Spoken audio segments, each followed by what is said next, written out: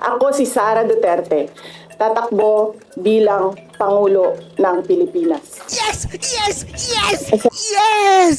Oh, mga kababayan, nagdeklara na si VP Sara Duterte na tatakbo siya bilang Pangulo ng Pilipinas. Inunahan na niya, mga kababayan, ang iba pang mga kandidato sa pagdedeklara dahil hindi na tayo mag-aantay ng December, mga kababayan, dahil strategic ito. Mayroong reason dito, mga kababayan, sa kanyang pagtakbo. Pero bago po yan, panoorin po natin, mga kababayan, ha, ang kanyang full speech, ha? Full speech ni VP Sara Duterte.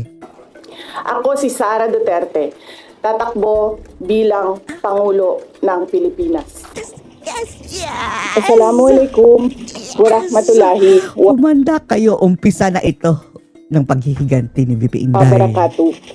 Madayaw ug maayong adlaw kaninyong tanan. Madayaw, VP Inday. Magandang araw sa inyo lahat. Napakaganda ng ating araw, mga kababayan, dahil eto na, nagdeklara na si Sara. Proverbs 19 verse 21 states, "Many are the plans in a person's heart, but Maraming it is the plano. Lord's purpose that prevails." Maraming plano ang nasa puso ng tao, pero ang kagustuhan ng Diyos ang masusunod. It took me 47 years 47 pa lang edad To ni Inday na. that my life was never meant to be only mine. Ayaw niya sa politika, mga kababayan eh. Unlike others, Pero hindi niya maiiwasan ang tadhana. I may not have been born just to chase happiness. For a long time, I questioned the weight of responsibility to my family, to my country, to everyone who called on me. Today, I have Mabigat na, peacefully ano? accepted Mabigat na responsibilidad, mga kababayan, no? Ang pinapasan ngayon ni VP Sara. Hindi dahil kagustuhan niya, kundi kagustuhan ng mga tao, mga kababayan. that my life is unlike any other. Sa unang mga buwan ng aming mga termino, Unang mga nakita buwan ko pa lang, na ha? ang kawalan ng katapatan Oh. ni Bongbong Marcos Jr. Jr. Unang mga buwan pa lang, ha? sa mga pangakong binitawan noong kampanya. Oh. Pati na sa kanyang sinumpaang tungkulin para sa bayan. Dahil sa unang mga buwan, talagang umeksena na si Admiral, mga kababayan. Dahil hindi ko kinaya na maging bahagi ng 2025 national budget na tadtad ng katiwalian. Madadamay siya. Pinili kong umalis sa kabinete Oh. kahit alam ko na Ang kapalit mula pa noong ay 2023 impeachment. na ang magiging kapalit ay ang aking impeachment. Di bali, VP Inday. Di bali. Mga kababayan, humihingi ako ng paumanhin. Oh, napatawad ka na namin. Hindi ka na namin sisisihin. Oh, dati-rati, mga kababayan, talagang sinasabi natin na kasalanan ito ni Sara dahil nakipag-partner siya kay Bangag. What is past is past. Lesson learned. Move forward. Patawad. Forgiven. Kung Forgiven. tinulungan ko, mahalal, Ang isang si Bangag. BBM bilang Pangulo ng ating bansa. Oh. Marcos. Patawad. Humingi na ng patawad, mga kababayan, ha? Kung hanggang ngayon ay marami pa ring Pilipino ang nalulunod sa baha Dahil ng sa korupsyon, sa flood malawakang control. korupsyon. Patawad. Kung lantaran ang pang-aabuso ng ating mga institusyon Lantaran para sa talaga. pansariling interes ng mga politiko. Nakatulad ni na Bangag. Si Bangag na mismo, hindi katulad. Patawad kung patuloy ang pagtaas ng presyo ng mga pangunahing bilihin. Oh, dahil si Bangag ang presidente. Lahat ng mga kababayan nangyayari din ngayon dahil si Bangag ang presidente. Habang nananatiling kapos ang kita ng bawat pamilya. Oh, dahil si Bangag ang presidente. Patawad kung wala man lang tayong tunay na seguridad sa pagkain. Dahil si Bangag ang presidente. Patawad kung may nagkakasakit Oh, binabawian bigla ng buhay na walang dahil pangbayad sa kakulangan sa ng ospital. maayos at epektibong healthcare system. Dahil si Bangag ang presidente, kinukurakot mga kababayan at walang silbi. Hindi ako kailanman natakot sa pagsira nila sa pangalan ko. Dahil kahit anong gagawin nila mga kababayan, walang maniniwala. Kakampi niya ang katotohanan. Ngunit, may takot ako para sa ating mga anak. Kaya nga, baka babangag na rin ang ating mga anak mga kababayan, lalong-lalo na ngayon. Diyos ko Lord, bumalik na ang droga talaga mga kababayan. Ang dami ng mga addict. Takot ako para sa susunod na henerasyon.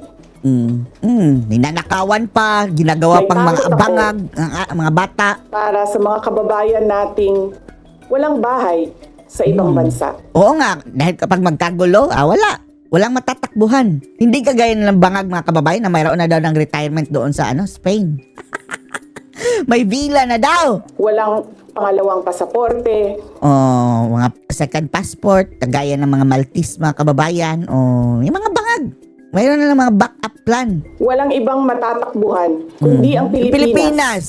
Di ba, VP, kung ikaw na presente, dito na kami. Kahit ito'y patuloy na nalulugmok sa kahirapan. Taguloy Na ako'y talaga. kahadlok. Mayroon akong fear. Mayroon akong kinakatakutan, sabi ni VP Inday. Nga moabot ang adlaw Na darating daw ang araw, mga kababayan. na dawaton na lang nato ang kapobrihon Natatanggapin na lang natin ang kahirapan. Wala na tayong magagawa. Kundi tanggapin na lang ang kahirapan. isip kapalaran. Bilang kapalaran na, eto talaga ang ating kapalaran. Natatakot daw si VP Inday niyan, mga kababayan, na darating ang araw na yan. Nga maanad na ta sa sayop. Na aabot tayo sa punto na masasanay na lang tayo sa mga kamalian, mga kababayan, na ginagawa ng ating mga opisyalis ng gobyerno. Ganyan talaga sila, mga kurakot.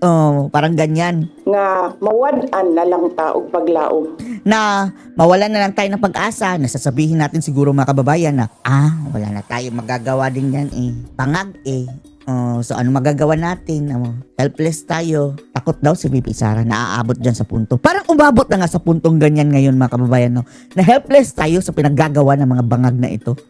Ug labaw sa tanan At higit sa lahat, sabi ni VP Inday, na ako'y kahadlok mayroon akong kinakatakutan. Natatakot ako nga moabot ang adlaw na darating ang na araw wala na tay Pilipinas na wala na tayong Pilipinas nga ikahatag sa atong mga anak. na maibibigay sa ating mga anak.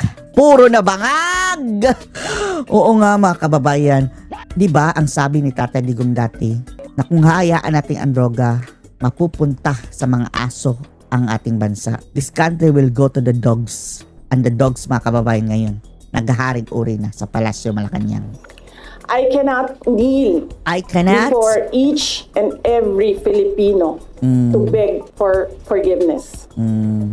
Instead, I offer my life Bilang mga kababayan, bilang pakonsuelo sa nagawa niyang kamalian sa pag-endorso kay Bangag. Ngayon, babawi si Sara! Babawi! I offer you my life! Sige, pagsisilbihan na tayo ni VP Inday, mga kababayan, as presidente. my strength, Laban, And- VP! my future My in the future! service of our nation. I love it! Mga In the kababayan, service! ibalik natin ang tapang at malasakit Ibalik ang para sa Duterte! Diyos, sa bayan, at para sa bawat Pamilyang pamilyang Pilipino. Ako si Sara Sara Duterte. Duterte. Tatakbo bilang bilang Pangulo ng Presidente. Pilipinas. Shukran. Alaka. Siya na ang nauna, mga kababayan. Di si Risa pa, ayaw pa. Ngayon, si inunahan na ni VP Sara. Ano kaya, mga kababayan, ang purpose ito ni VP Inday? Wala na. Hindi siya nagpa-question and answer, mga kababayan. Umalis na siya. Next time na ang question.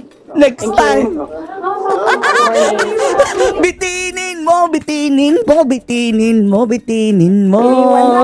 Iniwan ko kay JC yung kabuuan ng speech.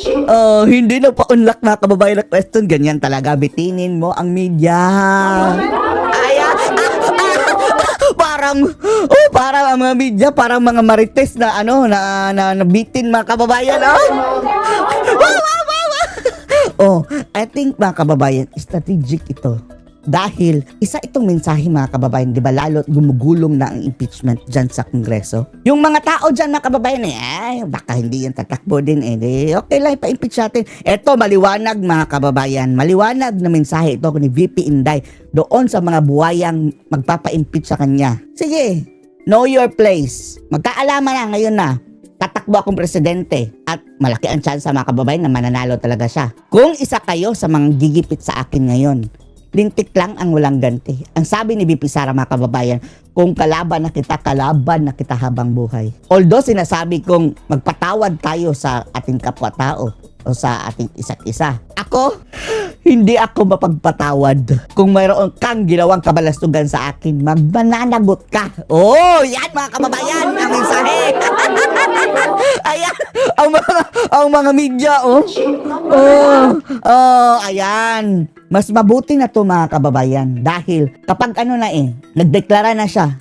Dahil maaga siyang inatake Makikita na ng taong bayan mga kababayan na talagang pinipigilan ang kanyang pagtakbo bilang presidente. Sa pamamagitan ng panggigipit na ito. So mas mabuti na mga kababayan na hindi na inantay ng December. Sabi niya December, di ba? Wag nang antayin. Ito na, nagdeklara na si VP Sara. Tapos, by this time mga kababayan, ang sinasabi niyang mga backer niya na mga negosyante, mga malalaking tao mga kababayan, umpisa na mag-focus mga kababayan ng support kay Sara. This time around, building. Magbi-build na siya ng mga kababayan, empire. I love it, I love it. Ano masasabi niyo dito mga kababayan sa pagdedeklara na ni VP Sara Duterte? Dahil hindi na siya na-unlock ng interview, Wala na. Ang mga marites, mga kababayan, parang tinorture ngayon. Anong masasabi niyo dito? Post your comments below.